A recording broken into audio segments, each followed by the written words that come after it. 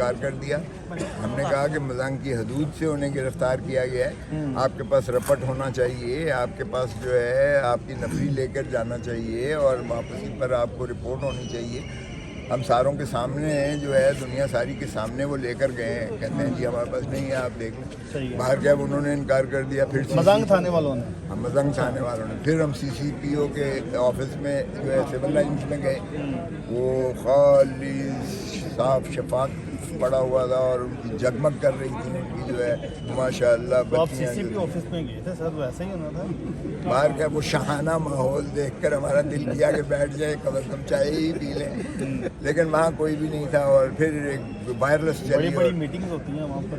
ہاں بالکل آپ ٹھیک کہہ رہے ہیں. پھر وائرلیس چلی اور اس کے بعد جو ہے ایک DSP صاحب بھاگتے ہوئے آگے کہ کوثر صاحب میری علیحدگی میں بات سنیں. میں کوئی علیحدگی میں بات نہیں ہوگی. وہ